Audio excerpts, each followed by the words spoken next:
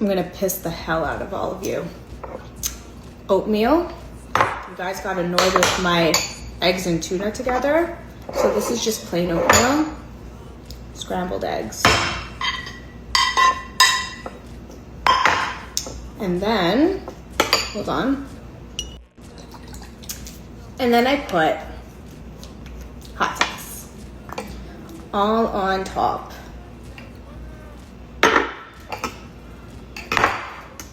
And now we eat it. A bracha was made beforehand, just by the way. So good. And it keeps me full.